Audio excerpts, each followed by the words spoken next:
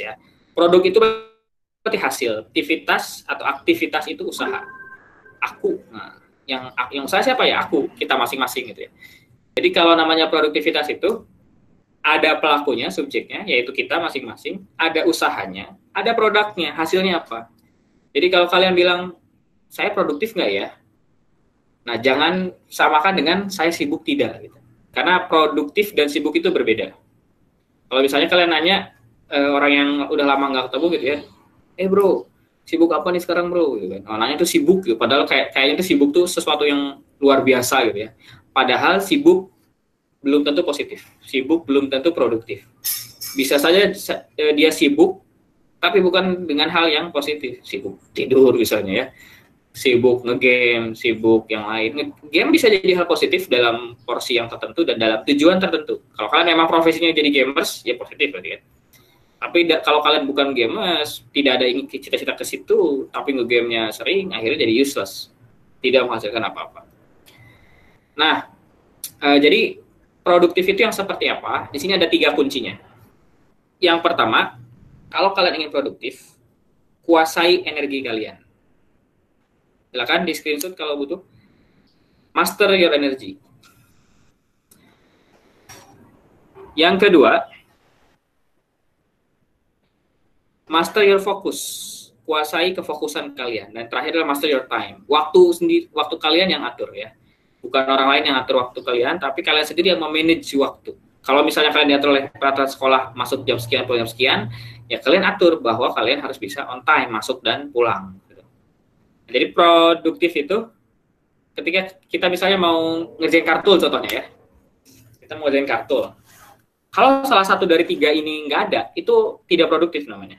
Contohnya gini, kalian punya waktu pengerjaan kartul misalnya 1 bulan, oke? Berarti kalian ada waktu kan? Kalian sudah sangat bersemangat ngerjain kartul, punya energinya nih, udah makan, udah minum, tidur nggak kurang, tapi kalian nggak fokus karena kalian ngerjain kartulnya sambil misalnya chattingan, sambil misalnya nonton YouTube, sambil ngobrol dengan temennya. Ya kalau ngobrolnya masih berhubungan, tidak masalah. Nah, salah satu dari itu tidak ada, artinya tidak produktif. Dan akhirnya kartu mungkin akan terbengkalai. Ya. Nah, kalian alhamdulillah sudah beres. Atau kita cari contoh yang lain. Misalnya, kalian mau belajar materi kuliah mau belajar materi untuk masuk kuliah di ITB misalnya ya. Kalian belajar fisika, kimia, biologi. Kalian punya energinya, kalian semangat banget, siap banget, fisiknya sehat. Dan kalian juga fokus, tidak memikirkan yang lain. Tapi kalian nggak punya waktu. Ya, kalian benar-benar sibuk dengan aktivitas yang lain. Ya sama saja, tidak terlaksana. Nah, atau sebaliknya, kalian punya waktu untuk belajarnya sudah ada, waktunya disiapkan, fokusnya siap, tapi kaliannya malah nggak siap, lemes. Kaliannya nggak sehat, fisiknya tidak siap, energinya tidak ada. Akhirnya juga tidak terjadi. Nah, maka untuk produktif itu, yang pertama energi wajib ada, ditambah kefokusan, ditambah waktu yang cukup, waktu yang tersedia. Dari 3 hal ini, kalau dipisahkan salah satunya nanti akhirnya tidak produktif.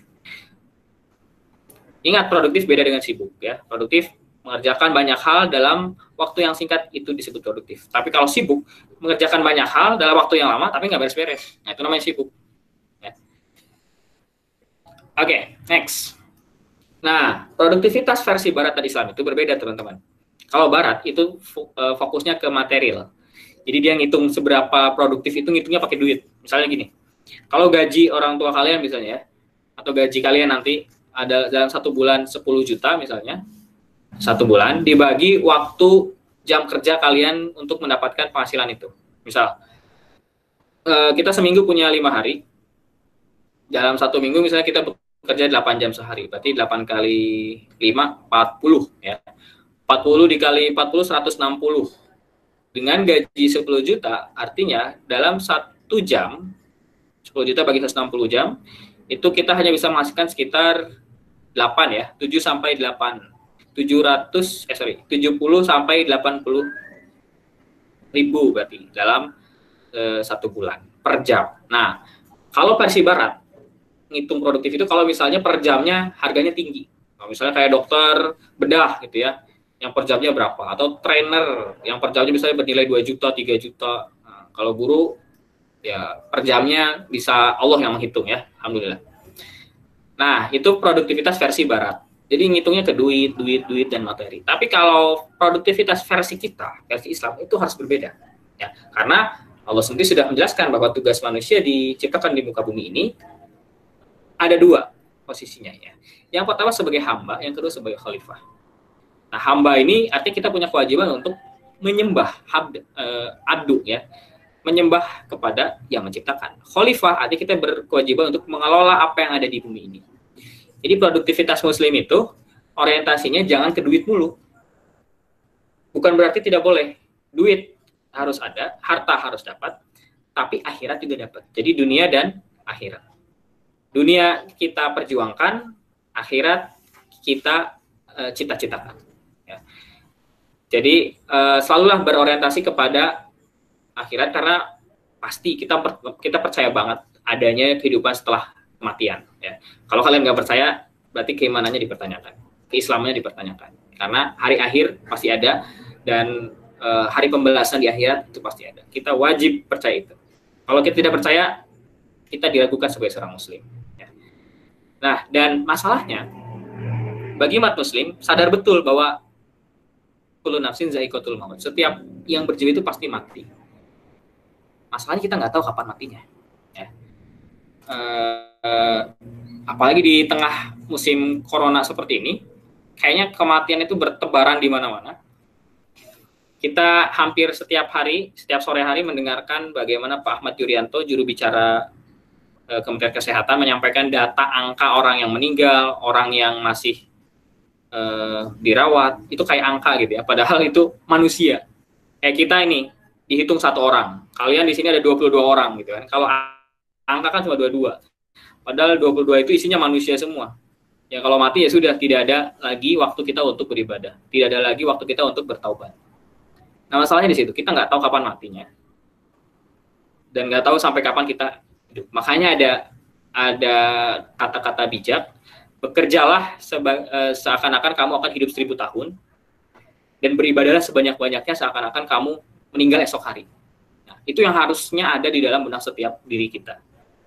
Hari ini kita ibadah, hari ini kita saum, hari ini kita tarawih, kemudian baca Quran, tilawah, tahfiz ya, bahkan mencoba memahami makna-makna dari ayat Al-Quran, itu harus benar-benar maksimal dan seakan-akan, kayaknya besok saya mati nih.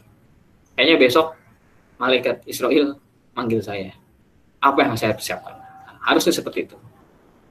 Nah, begitu pula dengan hal duniawi. Ya. Jadi dunia itu tidak serta-merta, dalam Al-Quran dunia itu kan hina ya, dalam Islam ya.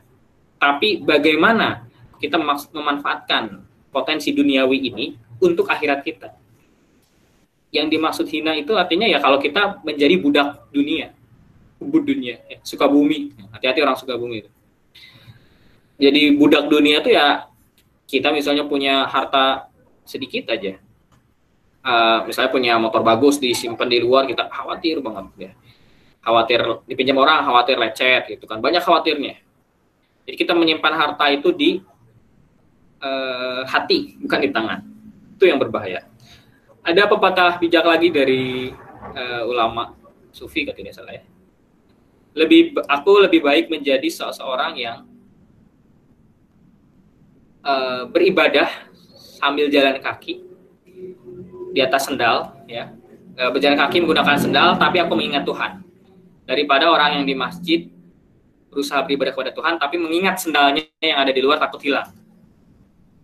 Tentu kita tidak berharap menjadi orang yang seperti itu. Kita ke masjid ya benar-benar mikirkan ibadah, bukan memikirkan harta apa yang kita bawa. Motor aman nggak motor gitu misalnya ya. Sendal yang bagus tuh aman nggak tuh? Kalau hilang ya sudah, itu berarti memang waktu kita diamanahkan barang tersebut sudah habis. Terus kalau nanti punya kendaraan, motor, mobil, ketika ada orang yang minjem, itu akan kelihatan orang yang menyimpan hartanya di hati dan di tangan. Orang yang menyimpan hartanya di hati, mau dipinjemin mobil, banyak pikiran, takut lecet lah, takut apalah. Ya meskipun orang yang minjam juga harus amanah. Ya. Ketika dia pinjam, ada lecet, ya tanggung jawab. Tapi orang yang menyimpan hartanya di tangan, ketika orang membutuhkan, dia akan dengan mudah memberikan. Ringan tangan, silakan berikan. Nah seperti itu. Nah, jadi tujuan produktivitas dalam Islam itu haruslah berorientasi kepada akhirat, berorientasi kepada keberkahan, karena dari keberkahan itu nanti lahirlah kebaikan. Ya.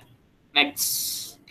Ternyata produktivitas itu dipertanggungjawabkan, teman-teman. Ya, ini dalam sebuah hadis diriwayatkan dari Muaz bin Jabal, ia berkata, Rasulullah bersabda, pada hari kiamat, kedua kaki manusia akan berhenti untuk dimintai pertanggungjawaban tentang 4 hal. Yang pertama, umurnya, usia kita, dihabiskan untuk apa? Usia produktif kita, dari 0 tahun sampai nanti akhir hayat, kalau misalnya kalian dari 0 sampai 17, 18, atau bahkan 19, itu dipakai untuk ngapain aja? Produktif tidak? Atau malah banyak tidurnya dibanding aktivitasnya? Nah, ini akan dipertanggungjawabkan. Kedua, waktu muda. Nah, ini kita semua masih di waktu muda ya. Guru-guru di Bunyan insya Allah masih pemuda semua masuknya. Karena batas muda itu sampai 40 tahun. Waktu muda dihabiskan untuk apa? Ketiga, harta. Harta yang kita dapatkan dari mana dan dibelanjakan untuk apa? Dihabiskan untuk apa? Dan terakhir adalah ilmu. Ilmu yang kalian dapatkan di Bunyan nanti, sekarang, kemudian nanti ketika kuliah, mau diamalkan untuk apa? Diamalkan atau dipegang sendiri ilmunya? Ya, jadi ada 4 hal. Sebenarnya ini berkaitan banget dengan produktivitas. Usia produktif, waktu muda yang produktif, kemudian harta yang produktif. Harta yang produktif artinya harta yang dihabiskan bukan untuk diri sendiri, tapi kita belanjakan juga untuk orang lain. Kita sedekahkan, ya, kita sedekahkan. Dan yang terakhir adalah ilmu. Ilmu yang produktif, ilmu yang disebarkan ke orang lain secara cuma-cuma, ilmu yang betul-betul membawa kebermanfaatan bagi orang lain dan sekitarnya. Nah, kita masuk ke bagian terakhir. Sekarang, langkah menjadi muslim produktif. Ingat, produktif berbeda dengan sibuk. Bagaimana langkahnya? Yang pertama, perbaharui niat. Pastikan niat kita semuanya karena Allah. Ya, ketika semua karena Allah, kalian mau belajar, mau bekerja, mau ibaratnya nganterin pesanan makanan sekalipun, itu akan mendapatkan ganjarannya. Nah, ini contohnya, hadis riwayat Ahmad Ibnu Asakir, barang siapa yang di malam hari merasakan kelelahan karena bekerja pada siang hari, maka pada malam itu diampuni oleh Allah. Allah selalu hadir untuk membantu kita. Allah selalu hadir untuk mengampuni kita. Allah selalu hadir untuk memberikan hambanya begitu banyak nikmat dan keberkahan.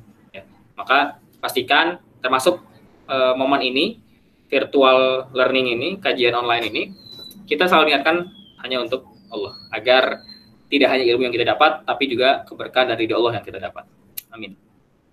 Nah, berikutnya nomor 2, hindari tidur waktu pagi. Karena, apalagi bulan puasa, itu mungkin kebanyakan dari kita, biasanya ada dalam satu hari itu tidur setelah subuh ya.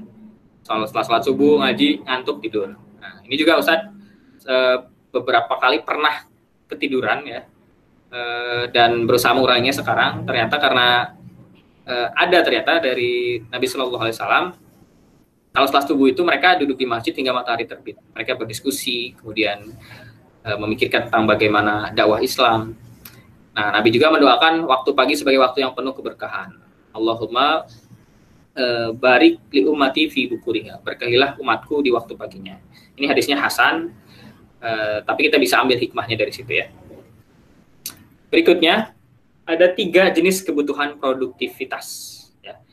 Ini dulu pernah disampaikan di kelas 10. Coba saya mengulang saja. Yang pertama ada produktivitas fisik, spiritual. Yang kedua, yang ketiga sosial. Fisik itu gimana maksudnya? Ini yang tadi disampaikan di awal. Produktivitas fisik artinya ada 3 titiknya ya. Yang pertama energi, fokus. Yang kedua, yang ketiga waktu. Energi fisik, kita harus memanage waktu kita untuk istirahat dan makanan asupan gizinya cukup. Tidak kurang atau tidak lebih. Berlebih-lebihan tidak bagus, kekurangan juga tidak bagus. Kalau kita energi ada, fokusnya siap, cara bikin fokusnya gimana? Kita buat skala prioritas. Kalian punya tantangan apa nih misalnya? Oh, ternyata ada munakosah, ada persyaratan masuk ke kampus, ada misalnya harus ngurus adik, ada misalnya bantu orang tua. Mana yang lebih prioritas? Mana yang harus dituntaskan saat itu juga? Mana yang bisa ditunda? Nah, maka bikinlah skala prioritas. Kemudian waktu, ya buatlah rencana kegiatan harian. Setiap hari setelah sholat subuh, kalian coba list apa saja kegiatan saya hari ini. Atau misalnya bila perlu malam hari ya, setelah tarawih kalian list, setelah sholat subuh kalian berdoa sama Allah semoga dilancarkan kegiatan-kegiatan kalian di hari tersebut. Jadi sebenarnya di umat Islam itu sudah diatur sebegitu rapihnya manage waktu. Dan ini hanya di agama kita. Karena agama kita memiliki interval sholat ibadah itu 5 kali sehari minimalnya ya, 5 sholat 5 waktu. Kemudian produktivitas spiritual. Nah, energi yang harus hadir ini ya ketakwaan. Kalau tidak ada ketakwaan, kita mau dipaksa kayak gimana pun ibadah akhirnya nggak semangat. Akhirnya salah niat bahkan. Jangan sampai nanti kita ngerjain ibadah tapi niatnya untuk mengisi mutabaah. Laporan ke Ustadz biar tampak soleh gitu ya. Nah, jangan sampai seperti itu. Kita harus luruskan kembali niatnya. Fokus spiritual, niat lillahi ta'ala, dan waktu spiritual itu ada 2, waktu dunia dan waktu akhirat. Sekarang kita masih waktu dunia. Nah, persiapan apa yang kita bawa nanti saat masuk ke waktu akhirat? Jadi misalnya pagi sampai siang kita aktivitas dengan belajar, nah silakan sisanya fokus untuk ke akhirat. Meskipun ada 5 waktu kita untuk selalu ingat kepada Allah. Ya. Terakhir, produktivitas sosial. Ini yang sekarang mungkin agak susah, tapi masih bisa dilakukan. Contohnya, kita harus bikin proyek sosial. Kalau kemarin kan pengen ngadain PKU ya, ternyata PKU-nya harus ditunda, tapi bukan berarti kita tidak bisa melakukan apa-apa. Sekarang banyak banget donasi-donasi untuk pembelian APD, untuk kayak tadi pesan GoFood, GrabFood ya, tapi makanannya diberikan. Nah, kita bisa tiru itu. Produktivitas fisik, spiritual, dan produktivitas sosial. Nah, oke, sebelum kita lanjutkan, kita tanya jawab lagi di chat, silakan dijawab. Kalian coba bikin satu ide apa yang bisa membuat kalian produktif secara sosial. Satu aja. Ya. Silakan dijawab di chat Google Meet. Satu aja. Ide apa yang bisa dilakukan selama corona ini atau selama bulan Ramadan ini supaya kita produktif secara sosial. Jadi kita bisa bantu orang juga. Caranya gimana? Silakan di chat di Google Meet.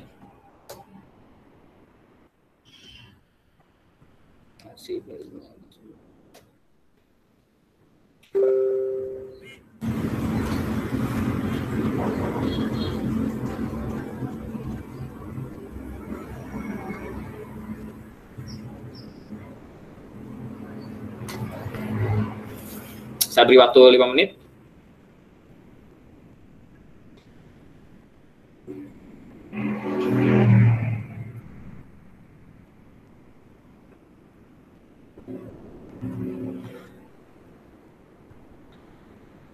Atau mau jawab langsung boleh, saya tanya satu-satu ya.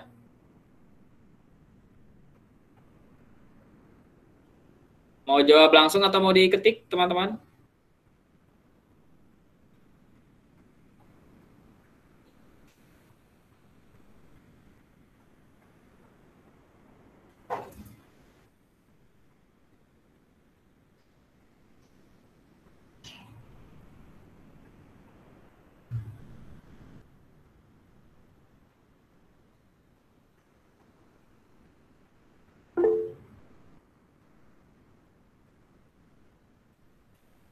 Ketik aja. So, karena apa? Dan yang lainnya apa? Ada ide nggak kira-kira biar kita bisa tetap produktif secara sosial? Jadi kalau fisik, produktif fisik artinya kita menyelesaikan tugas-tugas kita sebagai seorang santri misalnya, atau ustadz sebagai seorang guru. Produktivitas spiritual, masalah ibadah harus maksimal, harus produktif, jangan yang biasa-biasa tapi harus yang luar biasa. Sosialnya apa nih? Contohnya tadi misalnya mengadakan penggalangan ya. Nah, tapi kan udah mainstream. Nah, kalau kalian punya ide apa coba?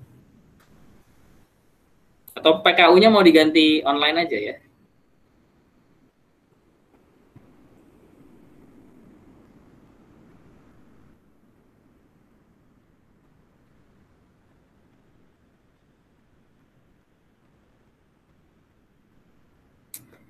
Waktu kita 30 menit lagi. Atau ada pertanyaan? Silakan, boleh diketik.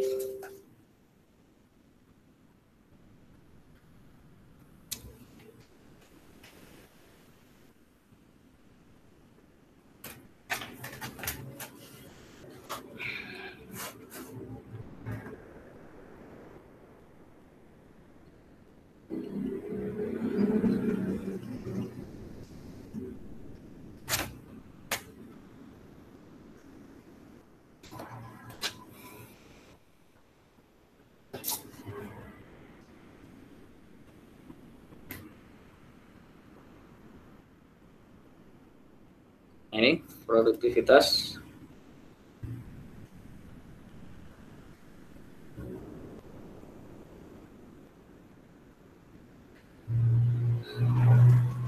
Sudah kepikiran?